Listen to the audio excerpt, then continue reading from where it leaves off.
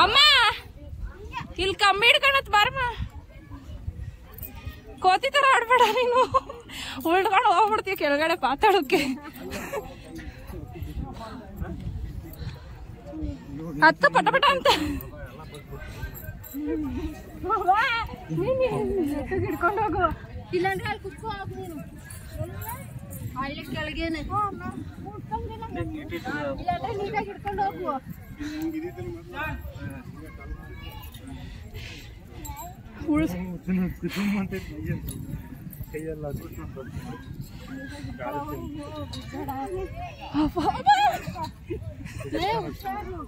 ಎಲ್ಲ ಮೇಲ್ಗಡೆನೂ ಕೈ ಹಿಡ್ಕೊ ಬಂದ್ರಲ್ಲ ಅವರು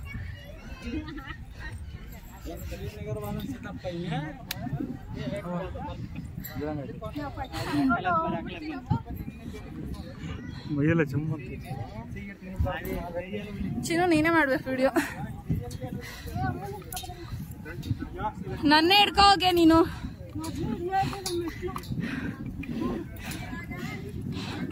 ಇದೇನ್ ಮೆಟ್ಲು ತರ ಅನ್ಸ್ತಿಲ್ಲ ನೋಡಿ ಸುಮ್ನೆ ಹಿಂಗೆ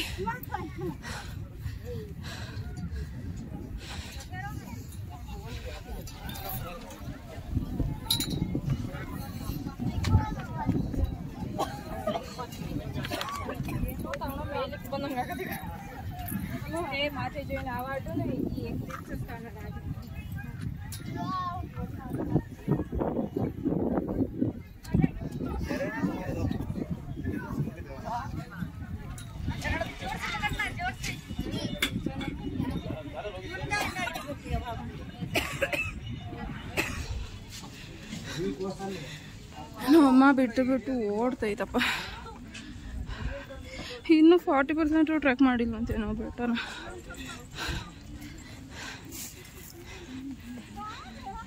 ಅವ್ರಿಬ್ರು ಕುತ್ಕೊಂಡವ್ರಿ ರಮ್ಮ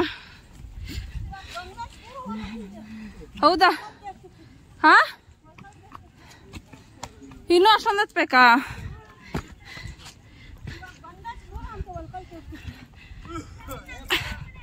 ಮೇಲಕ್ಕೆ ಹೋಗಂಗಿದ್ರ ನೀವು ಕೆಳಕ್ಕೆ ಇಳಿಬೇಕು 2 ಸಲ ಇವಾಗ್ಲಾದ್ರೆ ಸ್ವಲ್ಪ ಬಂಡೆ ಕೊರ್ದು ಮೆಟ್ಲು ತರ ಮಾಡಿದ್ದಾರೆ ಮುಂಚೆ ಇರ್ಲಿಲ್ವಂತೆ ಇದು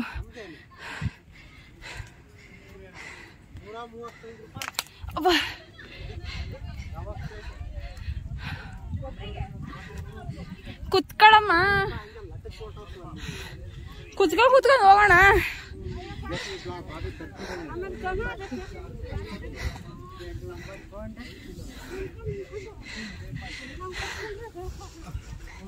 ನಾನು ನಿಧಾನಕ್ಕೆ ಹತ್ತುತ್ತೀನಪ್ಪ ಹೋಗು ಇಬ್ರು ವಯಸ್ಸಾದವ್ರು ಬತ್ತವ್ರಲ್ಲಿ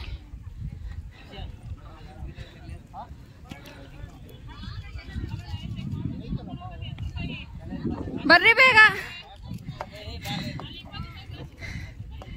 ವಯಸ್ಸಾದವ್ರ ತರ ಬರ್ತಾ ಇದ್ದೀರಾ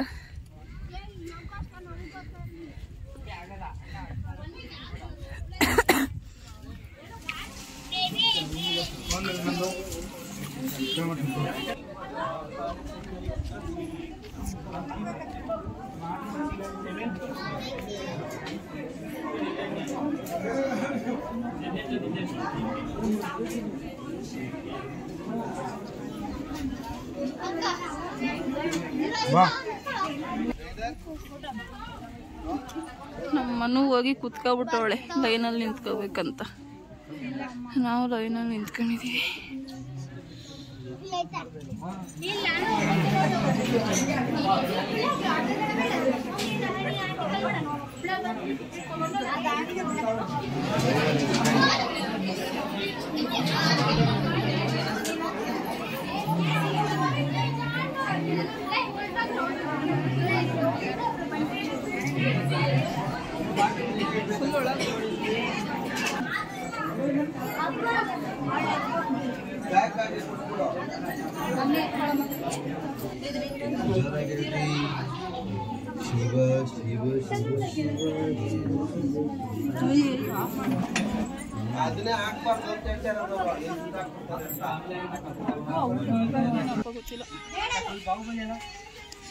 ಆಯ್ತಾ ಇಲ್ಲ ಅದಕ್ಕೆ ಕಣೋ ಪಾಪ ಏನೋ ಆಯ್ತೆ ನಡೀರಿ ಹೋಗೋಣ ಮೇಲೆ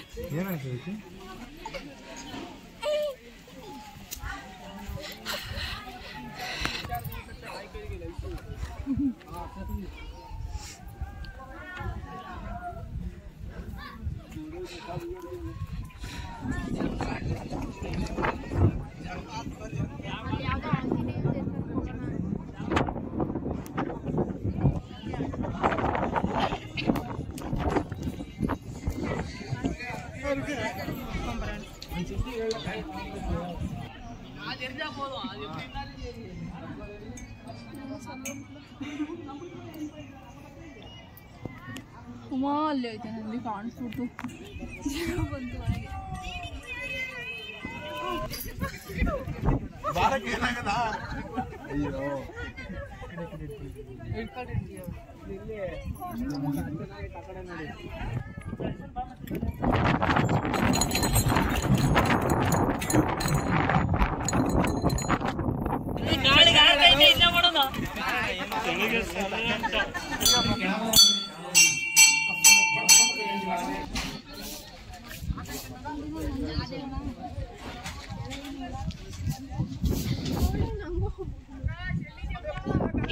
ಹತ್ಕೊಂಡು ಬಂದ್ವಿ. ಫೈನಲ್ ಲಾಸ್ಟ್ ಪಾಯಿಂಟ್ ಗಂಟ ಹತ್ಕೊಂಡು ಬಂದಿದ್ದೀವಿ. ಆ ಕಡೆ ಶಾಂತಲ ಡ್ರಾಪ್ ಪಾಯಿಂಟ್ ಇದೆ. ಫುಲ್ಲು ಬಸ್ಟ್ ಔಟ್ ಆಗ್ಬಿಟ್ಟಿದ್ದೀವಿ. ಕಾಲೆಲ್ಲ ಫುಲ್ಲು ನೋವ್ತೈತೆ. ಈಗ ಹತ್ಕೊಬರೋಕ್ಕೂ ಎಷ್ಟೊತ್ತೈತಿ. ಇವಾಗ ಇಳ್ಕೊ ಹೋಗ್ಬೇಕು. ನಾವು ಅಮ್ಮನ ಅರ್ಧದಲ್ಲೇ ಎಲ್ಲ ಕೂತ್ಕೊಳ್ಳೋಕೆ ಹೇಳಿದ್ದೀವಿ. ಅದೆಲ್ಲಿ ಕೂತೈತೋ ಗೊತ್ತಿಲ್ಲ. ಇವಾಗ ಬೇಗ ಇಲ್ಲಿ ಕೈ ಮುಕ್ಕೊಂಡು ಇಲ್ಲೊಂದು ದೇವಸ್ಥಾನ ಇದೆ, ಅಲ್ಲಿ ಕೈ ಮುಕ್ಕೊಂಡು ಹೋಗ್ಬೇಕು.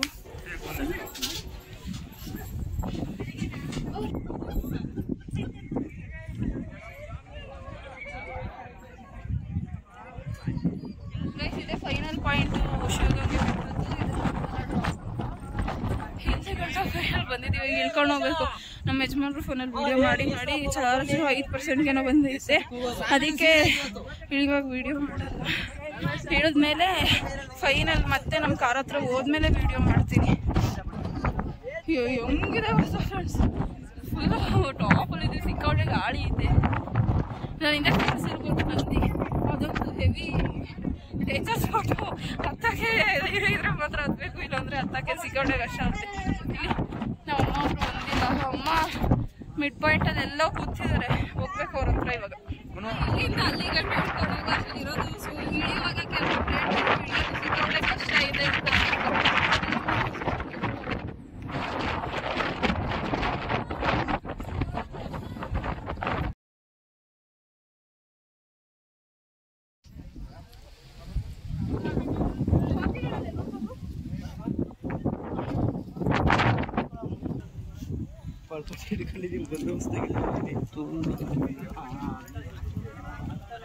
ಇವಾಗ ಬಂದು ರೀಚ್ ಆದ್ವಿ. ಕೆಳಗಡೆ ಬಂದು ಒಂಚೂರು ಊಟ ಮಾಡ್ತಿದ್ದೀವಿ. ನಾವು ಮನೇಲಿ ಸ್ವಲ್ಪ ಉಪ್ಪಿಟ್ಟು ತಿನ್ಕೊಂಡು ಬಂದಿದ್ದು. ಅಲ್ಲಿ ಡಾಬಾದಲ್ಲಿ ಫ್ರೈಡ್ ರೈಸ್ ತಿಂದಿದ್ವಲ್ಲ ಅಷ್ಟೇ.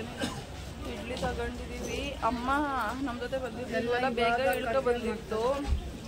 ಅಮ್ಮಂಗೆ ಫುಲ್ಲು ವಾಮಿಟ್, ಹುಷಾರಿಲ್ಲ ಅಮ್ಮಂಗೆ. ಏನೂ ತಿಂತಾನೂ ಇಲ್ಲ ಅಮ್ಮ. ನಮ್ಮ ಯಜಮಾನ್ರು ಕಾಫಿ ತಗೊಬರಕ್ಕೆ ಹೋಗಿದ್ದಾರೆ. ಫೋನ್ ಬರ್ತೈತಿ.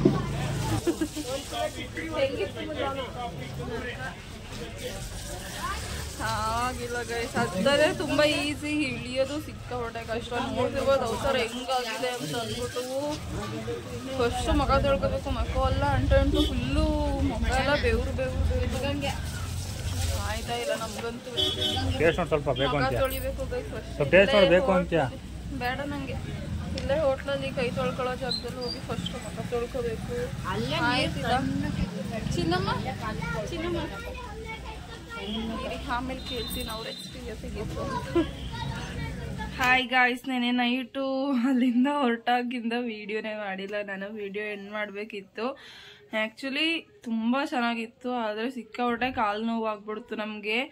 ಅಲ್ಲಿ ಒಳಕಲ್ ತೀರ್ಥ ಬಿಟ್ಟು ಸ್ವಲ್ಪ ಮೇಲ್ಗಡೆ ಹೋದ್ವಲ್ಲ ನಾವು, ಅಲ್ಲಿ ಇನ್ನೊಂದು ಶಿವಪಾರ್ವತಿ ಸ್ಟ್ಯಾಚು ಇದೆ. ನಾವು ಅಲ್ಲಿಗೆ ಲಾಸ್ಟ್ ಮಾಡೋಣ ಅಂತ ಅನ್ಕೊಂಡ್ವಿ. ಆದರೆ ನಾವು ಇನ್ನೊಂದ್ಸಲಿ ಬರಲ್ಲ, ಎಷ್ಟು ಹೆಂಗಿದ್ರು ಬಂದ್ಬಿಟ್ಟಿದ್ದೀವಿ. ಫುಲ್ಲು ಮೇಲ್ಗಡೆ ಗಂಟ ಹೋಗೋಣ ಅಂತ ಅಂದ್ಬಿಟ್ಟು ಹೊರಟ್ವಿ. ಫುಲ್ಲು ಮೇಲ್ಗಡೆ ಗಂಟ ಹತ್ತದೇ ಸ್ವಲ್ಪ ಈಸಿ, ಇಳಿಯೋ ಸಿಕ್ಕಾಪಟ್ಟೆ ಕಷ್ಟ. ಆದರೆ ಹತ್ಬೇಕಾದ್ರೂ ಸ್ವಲ್ಪ ಭಯ ಆಗ್ತಿತ್ತು. ಕಾಲೆಲ್ಲ ಫುಲ್ ನೋವಾಗ್ತಿತ್ತು. ಕೋತಿಗಳೆಲ್ಲ ಮಧ್ಯದಲ್ಲೇ ಬರ್ತಿತ್ತಲ್ಲ, ತುಂಬ ಭಯ ಆಗ್ತಿತ್ತು. ಆಗ್ತಾನೆ ಇರಲಿಲ್ಲ. ಫುಲ್ಲು ಹತ್ತಿದ್ವಿ ಮೇಲ್ಗಡೆ. ಇಳಿಯೋ ಅಷ್ಟರಲ್ಲಿ ಟೈಮು 7 ಗಂಟೆ ಮೇಲೆ ಆಗೋಗ್ಬಿಟ್ಟಿತ್ತು. ಫುಲ್ಲು ಕತ್ಲೆ, ಅಲ್ಲಿ ಲೈಟ್ಗಳು ಇಲ್ಲ, ಫೋನ್ ಟಾರ್ಚ್ ಹಾಕೊಂಡು ಬೆಟ್ಟ ಇಳಿಯೋಕ್ಕಾಗದೆ ಇಳಿದು ಕಾಲೆಲ್ಲ ಫುಲ್ಲು ನೋವಾಗ್ಬಿಟ್ಟಿತ್ತು, ಊರಕ್ಕೆ ಆಗ್ತಿರ್ಲಿಲ್ಲ. ಅಲ್ಲಿ ಬೆಳಿಗ್ಗೆ ನಾವು ಮನೇಲಿ ಉಪ್ಪಿಟ್ಟು ತಿನ್ಕೊಂಡು ಹೋಗಿದ್ದು. ಅಲ್ಲಿ ಡಾಬಾದಲ್ಲಿ ಒಂಚೂರು ಫ್ರೈಡ್ ರೈಸ್ ಗೋಬಿ ತಿಂದಿದ್ದು ಅಷ್ಟೇ, ಇನ್ನೇನು ತಿಂದಿರಲಿಲ್ಲ. ಆಮೇಲೆ ರಾತ್ರಿ ಅಲ್ಲಿ ದೇವಸ್ಥಾನದಿಂದ ಈಚೆಗಡೆ ಬಂದಮೇಲೆ ಅಲ್ಲೇ ಒಂದು ಇಡ್ಲಿ ತೊಗೊಂಡ್ವಿ. ನನಗೆ ಇಡ್ಲಿ ಇಷ್ಟ ಆಗಲಿಲ್ಲ, ಫುಲ್ಲು ಗಟ್ಟಿತ್ತು, ತಿನ್ನೋಕ್ಕೆ ಆಗಲಿಲ್ಲ, ಏನೂ ತಿನ್ನಲೇ ಇಲ್ಲ. ಸರಿ ಕಾರಲ್ಲಿ ನಾನು ರಿಟರ್ನ್ ಬರ್ಬೇಕಾದ್ರೆ ಮಲ್ಕೊಬಿಟ್ಟಿದ್ದೆ, ಫುಲ್ ಹಿಂದೆಗಡೆ ಸೀಟ್ಗೆ ಹೋಗ್ಬಿಟ್ಟು.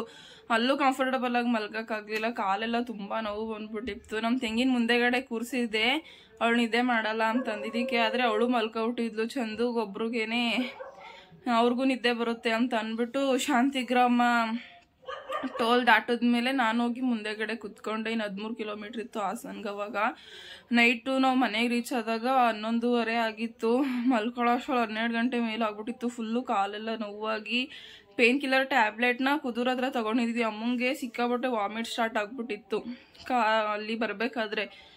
ಅಮ್ಮ ಏನು ತಿಂದ್ರು ಫುಲ್ಲು ವಾಮಿಟ್ ಮಾಡ್ತಿದ್ರು. ಅದಕ್ಕೆ ಎಲ್ಲೂ ಮೆಡಿಕಲ್ಲೇ ಓಪನ್ ಇಲ್ಲ. ಕುದೂರಲ್ಲಿ ಎಲ್ಲೋ ಒಂದೇ ಒಂದು ಕಡೆ ಮೆಡಿಕಲ್ ಓಪನ್ ಇತ್ತು. ಅಲ್ಲಿ ತಲೆನೋವು ಟ್ಯಾಬ್ಲೆಟು, ವಾಮಿಟ್ ನಿಲ್ಲೋ ಟ್ಯಾಬ್ಲೆಟು, ಕಾಲು ನೋವು ಆಯಿಲ್ಮೆಂಟು ಎಲ್ಲ ತೊಗೊಂಡು ಕಾರ್ ಹತ್ತಿದ್ವಿ. ನಾನು ತಲೆನೋವು ಮಾತ್ರೆ ನುಂಗ್ದೆ, ನನಗೂ ವಾಮಿಟ್ ಬರೋಂಗೆ ಆಗ್ಬಿಟ್ಟಿತ್ತು. ಆಮೇಲೆ ಮಾತ್ರೆ ನುಂಗ್ಬಿಟ್ಟು ನಾನು ಮಲ್ಕೊಂಡೆ, ಸ್ವಲ್ಪ ಕಮ್ಮಿ ಆಯಿತು. ಆಮೇಲೆ ಹಾಸನಕ್ಕೆ ಬಂದರೆ ಎಲ್ಲೂ ಹೋಟ್ಲುಗಳು ಓಪನ್ ಇಲ್ಲ 11:30. ಹಾಗೆ ಮಲ್ಕೊಂಡೆ. ಫುಲ್ಲು ಇವಾಗ ಹೊಟ್ಟೆ ಹಸಿತೈತೆ. ನಮ್ಮ ಅಮ್ಮ ಪಾಪ ಬೆಳಿಗ್ಗೆನೇ ಎದ್ದು ಪಲಾವ್ ಮಾಡಿದ್ದಾರೆ, ತಿಂದ್ಬಿಟ್ಟು ಆಫೀಸ್ಗೆ ಹೋಗಬೇಕು. ನನ್ನ ತಂಗಿನೂ ಕಾಲೇಜಿಗೆ ರಜಾ ಮಾಡಿದ್ದಾಳೆ. ಅಮ್ಮ ಕೆಲ್ಸಕ್ಕೆ ಹೋಗೋದು 1 ಗಂಟೆ ಮೇಲೆ, ಅವರು ರೆಸ್ಟ್ ಮಾಡ್ತಾರೆ. ಚಂದು ಒಬ್ಬರು ಅವ್ರಿಗೆ ರಜಾ ಮಾಡಿ ಅಂತ ನಾನೇ ಹೇಳ್ತಿದ್ದೀನಿ, ಆದರೆ ಅವ್ರು ರಜಾ ಮಾಡ್ತಿಲ್ಲ. ಬರಲಿರಿ, ಅವ್ರನ್ನ ಕೇಳ್ತೀನಿ ಹೆಂಗಿತ್ತು ಎಕ್ಸ್ಪೀರಿಯನ್ಸ್ ಅಂತ ಅಂದ್ಬಿಟ್ಟು.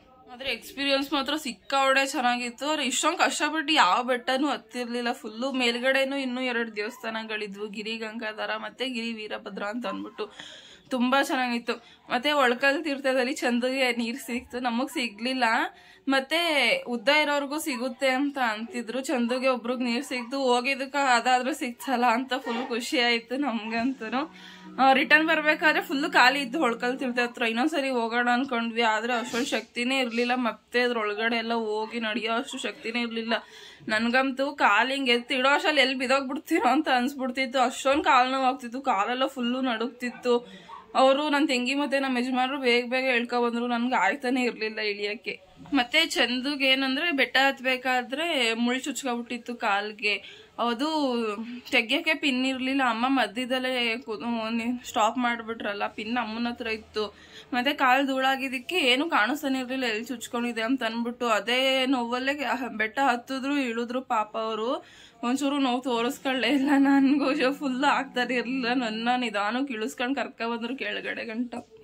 ಆದರೆ ಅವ್ರಿಗೆ ಕಾಲು ನೋವು ಜಾಸ್ತಿ ಆಗ್ಬಿಡ್ತು. ಹಂಗೆ ಕಾರು ಓಡಿಸ್ಕೊಂಡು ಬಂದರು, ಅದನ್ನು ತೆಗ್ಯೋಕ್ಕೆ ಕಾಣಿಸ್ತಾನಿಲ್ಲ. ಮನೆಗೆ ಬಂದು ಸುಮಾರು ಒಂದು 1/4 ಗಂಟೆ ಅದನ್ನೇ ನೋಡಿದೆ. ಅದು ಮುಳ್ಳು ಫುಲ್ಲು ಒಳಗಡೆ ಹೋಗ್ಬಿಟ್ಟಿತ್ತು. ಪ್ರೆಷರ್ ಹಾಕಿ ಅದೇ ಕಾಲಲ್ಲಿ ನಡೆದಿದ್ರಿಂದ ಫುಲ್ಲು ಮುಳ್ಳು ಒಳಗಡೆ ಹೋಗ್ಬಿಟ್ಟಿತ್ತು. ಆಮೇಲೆ ಕುತ್ಕೊಂಡು ತೆಗ್ದೆ, ಅದನ್ನು ಫುಲ್ಲು ಇಷ್ಟುದ್ದ ಮುಳ್ಳು ಒಳಗಡೆ ಹೋಗ್ಬಿಟ್ಟು ಫುಲ್ಲು ಒಳಗಡೆ ಚುಚ್ಕೊಬಿಟ್ಟಿತ್ತು. ಅದು ನಡೆದು ಫುಲ್ಲು ಒಳಗಡೆ ಹೋಗ್ಬಿಟ್ಟಿತ್ತು. ಫುಲ್ಲು ಕಾಲು ನೋವು ಜಾಸ್ತಿ ಆಗ್ಬಿಟ್ಟಿತ್ತು. ಕುಂಟಾಕೊಂಡು ನಡೀತಿದ್ರು, ಅದು ಕಾಲು ಊರಕ್ಕಾಗದೆ ನಡೀತಿದ್ರು. ಆಮೇಲೆ ತೆಗೆದ್ಬಿಟ್ಟು ಸ್ವಲ್ಪ ಆಯಿಲ್ಮೆಂಟ್ ಹಚ್ಚಿದೆ ಕಾಲ್ಗೆಲ್ಲ, ಮಲ್ಕೊಂಡ್ರು. ಇವಾಗ ಎದ್ರು ಹೋಗಿದ್ದಾರೆ. ನಾನು ಆಫೀಸ್ಗೆ ಹೋಗ್ಬೇಕು, ಇವಾಗ ಟೈಮ್ ಆಯಿತು. ಅವ್ರಿಗೆ ಹೋಗಬೇಡಿ ಅಂತಿದ್ದೀನಿ, ರೆಸ್ಟ್ ಮಾಡಿ ಅಂತ ಹೇಳ್ತಿದ್ದೀನಿ. ಆದರೆ ಅವರು ಹೋಗ್ಬೇಕು ಕೆಲಸಕ್ಕೆ ಅಂತ ಅಂತಿದ್ದಾರೆ. ಏನು ಮಾಡ್ತಾರೋ ಗೊತ್ತಿಲ್ಲ, ನೋಡಬೇಕು. ಎಲ್ರದ್ದು ರಿಯಾಕ್ಷನ್ ಕೇಳ್ಬಿಟ್ಟು ಹೇಳ್ತೀನಿ ಅಂತ ಅಂದಿದ್ದೆ. ಆಫೀಸ್ಗೆ ಹೋಗಿದ್ದೆ, ಯಾರೂ ಸಿಕ್ಕಿಲ್ಲ ಇವತ್ತು. ಮಧ್ಯಾಹ್ನನೂ ದೇವಸ್ಥಾನಕ್ಕೆ ಹೋಗಿದ್ವಿ, ಮನೆಗೆ ಬಂದಿರಲಿಲ್ಲ. ಅದಕ್ಕೆ ಯಾರ್ದು ರಿಯಾಕ್ಷನ್ ವಿಡಿಯೋ ತೊಗೊಳಕ್ಕಾಗಿಲ್ಲ. ಚಂದು ಒಬ್ರು ಕ್ಯಾಮ್ರಾ ಮುಂದೆ ಬರೋಕ್ಕೆ ಇದು ಮಾಡ್ತಿದ್ದಾರೆ. ನಮ್ಮಮ್ಮ ನನ್ನ ತಂಗಿನ ಮಾತಾಡ್ಸೋಣ ಬನ್ನಿ. ಹೇಗಿತ್ತು ನೆನ್ನೆ ಎಕ್ಸ್ಪೀರಿಯನ್ಸ್ ಅಂತ ಕೇಳೋಣ. ಹೆಂಗಿತ್ತು ನೆನ್ನೆ ಎಕ್ಸ್ಪೀರಿಯನ್ಸ್ ಅಂತ? ಚೆನ್ನಾಗಿತ್ತು. ಸ್ವಲ್ಪ ಕಾಲಲ್ಲಿ ಪೇನ್ ಆಯ್ತು. ಹತ್ಬೇಕಾದ್ರೆ ಈಸಿ ಇತ್ತು, ಇಳಿಬೇಕಾದ್ರೆ ತುಂಬಾ ಕಷ್ಟ ಆಯ್ತು. ಚೆನ್ನಾಗಿತ್ತು. ಎಂಜಾಯ್ ಮಾಡ್ದಾ? ನಾವು ಮತ್ತೆ ಹೋಗ್ತೀನಿ ಯಾವತ್ತಾದ್ರು.